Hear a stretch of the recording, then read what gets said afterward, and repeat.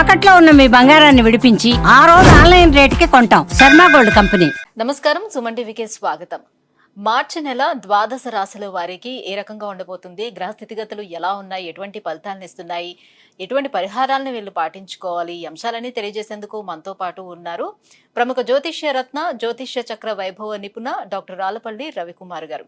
గురుగారు నమస్కారం. నమస్కారం. గురుగారు, ద్వాదశ రాశుల వారికి ఈ మార్చి నెల ఎలా ఉండబోతుందో తెలుసుకునే ముందు నవగ్రహాల స్థితిగతులు ఎలా ఉన్నాయి, ఎలాంటి ఫలితాలను అందిస్తున్నాయి? శరదిందు సమాకారే పరబ్రహ్మ స్వరూపిణి వాసరాపీఠ నిలయే సరస్వతి నమస్తే. సుమన్ టీవీ ప్రేక్షకులకు నమస్కారం. మార్చి నెల 2025 నవగ్రహాలు ద్వాదశ రాశుల్లో ఎక్కడ ఉన్నాయి ఇప్పుడు తెలుసుకుందాం. ముందుగా సూర్యుడు వచ్చేసి మనకి మీన రాశిలో ఉన్నారు. అలాగే కుజుడు మనకి మిథున్ రాశిలో ఉన్నారు. అలాగే రాహు వచ్చి మనకి మీన రాశిలో ఉన్నారు. గురువు మనకి వృషభ రాశిలో ఉన్నారు. శని స్వస్థానమైన కుంభరాశిలో ఉన్నారు. బుధుడు నీచస్థానమైన మీన రాశిలో ఉన్నారు. కేతు కన్యా రాశిలో ఉన్నారు. శుక్రుడు మటుకు మీన రాశిలో ఉచ్చస్థానంలో ఉన్నాడు. కాబట్టి ఒకటి స్వస్థానం శని, శుక్రుడేమో మనకి ఉచ్చస్థానంలో ఉన్నాడు మీనంలో. అలాగే నీచస్థానమైన మీనంలోనే బుధుడు కూడా ఉన్నాడన్నమాట. ఇవి నవగ్రహాలు ద్వాదశ రాశుల్లో మార్చి నెల అంతా ఈ స్థానాల్లో ఉంటాయి. గురుగారు, మిథున్ రాశి వారికి మరి ఈ మార్చి మాసం ఎలా ఉండబోతుంది? ఏ గ్రహాలు ఉచ్చస్థితిలో ఉన్నాయి, ఏ గ్రహాలు నీచ స్థితిలో ఉన్నాయి, ఎలాంటి ఫలితాలను ఇస్తున్నాయి వీళ్ళకి?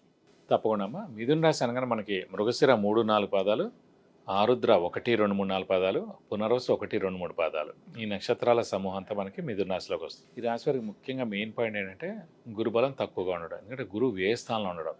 ఈ రాశికి సప్తమ దశమాధిపతి, సప్తమ అంటే భర్త లేదా భార్య, లేదంటే ఇమీడియట్ బాస్, బిజినెస్ అయితే బిజినెస్ పార్ట్నరు. ఆ కారకత్వం అనేది గ్రహం గురువు వ్యయ స్థానంలో అయిపోయాడు.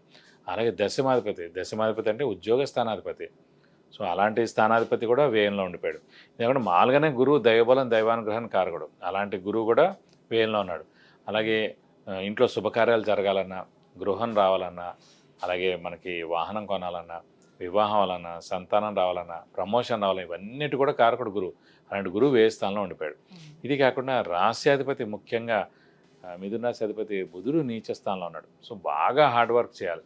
అంటే ఇప్పుడు 70% చేస్తుంటే కూడా సరిపోదు. 100 కాదు, 200% హార్డ్ వర్క్ చేస్తే మనకి పనులు అవుతాయి. అంటే ఈ ఒక్క నెల కోసం, ఎందుకంటే బుధుడు ఈ ఒక్క నెల నీచలో ఉన్నాడు కాబట్టి. ఇది కాకుండా శని మటుకు భాగ్యస్థానంలో బాగానే ఉన్నాడు. ఎందుకంటే స్వస్థానం అయ్యాడు కాబట్టి, మిత్రుడు కూడా అయ్యాడు కాబట్టి శని బుధుడు పర్వాలేదు శని. కానీ ఇవన్నీ ఇన్ని ప్రాబ్లమ్స్లో ఉన్నా కూడా ఒక మెయిన్ గ్రహం అంటే మనకి ఎప్పుడు కూడా హార్డ్ వర్క్, దైవబలం, అదృష్టాన్ని 3 చూస్తాం. హార్డ్ వర్క్ అనేప్పటికీ రాశ్యాధిపతి అక్కడ ఉన్నాడు, నీచిలో ఉన్నాడు. సో హార్డ్ వర్క్ ఎంత చేసినా వేస్ట్ ఈ మంత్ అంతా. స్మార్ట్ వర్క్ చేసినా కూడా కష్టమే. అంటే ఎవరు గుర్తించకపోవచ్చు, పనులు జరగకపోవచ్చు. సో అలాగే దైవబలం అనగానే గురువు గ్రహం ఎక్కడ ఉన్నాడు, వ్యయ స్థానంలో ఉన్నాడు, అది తక్కువగా ఉంది. ఫైనల్గా ఏముంది, అదృష్టకారకుడు, యోగకారకుడు, లక్ ఫేవర్ చేసే గ్రహం ఎవరు మిథున రాశికి, శుక్రుడు. అతను మటుకు ఉచ్చస్థానంలో ఉన్నాడు. కాబట్టి అదృష్టం మటుకు పరిపూర్ణంగా ఉంది కాబట్టి ఇది కూడా మే దాకా ఉంటుంది. పైగా మే దాకా ఉంది కాబట్టి అదృష్టం పరిపూర్ణంగా. ఈ గురుబలం లేకపోయినా, ఈ రాశ్యాధిపతి నీచలో ఉన్నా, శని కొంచెం ఎక్కువ బలం లేకపోయినా కూడా, రాహుకేతుల బలాలు తక్కువ ఉన్నా కూడా ఒక్క అదృష్టకారకుడు ఉచ్చలో మే దాకా ఉంటాడు కాబట్టి అన్ని పనులు జరుగుతాయి. అనుకుండా డబ్బులు కలిసి వస్తాయి. ఎవరో ఎప్పటి నుంచో డబ్బులు ఇవ్వాల్సిన వాళ్ళు కూడా ఇస్తారు. పూర్వం ఎవరో మన దగ్గర డబ్బులు తీసిన వాళ్ళు కానివ్వండి, అవన్నీ కూడా వస్తాయి అన్నమాట. సో ఒక్క అదృష్టకారకుడు బాగుండడం వల్లనే మనకి మే దాకా ఇంక చూసుకోక్కర్లేదు. కానీ ప్రస్తుతం మటుకు బుధు నీచిలో ఉన్నాడు కాబట్టి హార్డ్ వర్క్, స్మార్ట్ వర్క్ మటుకు చేస్తూనే ఉండాలి. అంటే రాశిలోనే ఆ కుజుడు ఎలాంటి ఫలితాలను ఇస్తాడు? రాశిలో కుజుడు ఉన్నా కూడా అంత ఇబ్బంది ఏం పెట్టాడంటే, సాధారణంగా కుజుడికి బుధుడికి పడదు, వాళ్ళిద్దరూ శత్రువులు. మిథున రాశి అధిపతి బుధుడు అయ్యాడు కాబట్టి అక్కడ కుజుడు ఉన్నాడు కాబట్టి సోదర వర్గం అంటే అన్నదమ్ముల మధ్యన చిన్న దెబ్బలాటలు రావడం ఇలాంటివి జరుగుతాయి అన్నమాట. అలాగే బిజినెస్ పార్ట్నర్స్ ఎవరో ఉన్నారనుకోండి, వాళ్ళిద్దరి మధ్యన చిన్న తగాదాలు జరిగేందుకు అవకాశం అనమాట. ఏదైనా సరే 45 డేస్కి మామూలుగా కుజుడు మారిపోతూ ఉంటాడు కాబట్టి అంత ఇదేం లేదు. కానీ దేవుడి వల్ల అదృష్టకారకుడు, యోగకారకుడు, లక్ ఫేవర్ చేసే గ్రహమైన శుక్రుడు ఉచ్చలో ఉన్నాడు. మళ్ళీ ఫైనాన్షియల్గా అయితే మెయిన్గా ఏ ప్రాబ్లం లేకుండా ఉంటుంది.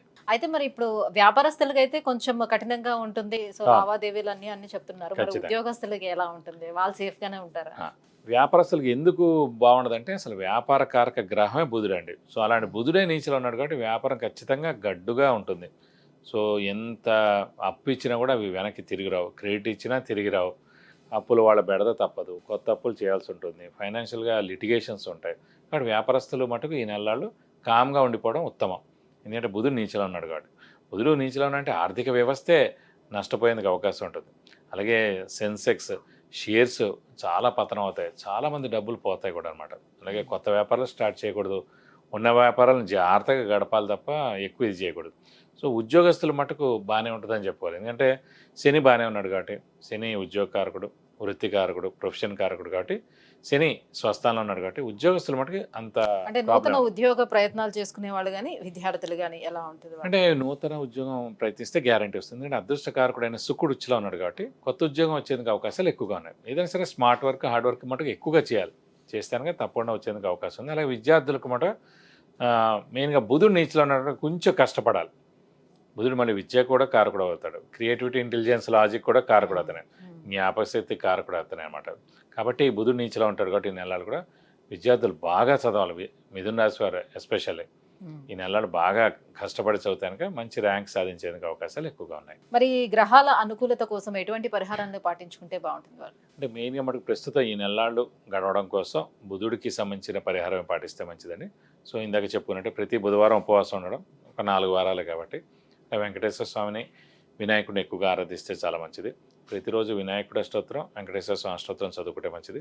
అలాగే ప్రతి బుధవారం వినాయకుడి టెంపుల్, వెంకటేశ్వర స్వామి టెంపుల్కి వెళ్ళి ఈ 4 వారాలు 41 ప్రదక్షిణాలు చేస్తే చాలా మంచిది. ఇంకా చాలా ప్రాబ్లంగా ఉంది, తీవ్రంగా ఉంది ఈ బుధుడు అంటే మాట ఖచ్చితంగా బుధుడికి 17,000 సార్లు జపం చేయించి కేజీంపావు పెసరపప్పు దానం ఇవ్వడం, అలాగే ఒక గ్రీన్ లుంగి దానం ఇవ్వడం, అలాగే 1000 రూపాయల వర్త్ గోల్డ్ ఐటమ్ దానం ఇస్తానుక దోషం మొత్తం తొలగిపోయి మీకు అన్ని విధాలు మంచి చేకూరుతుంది.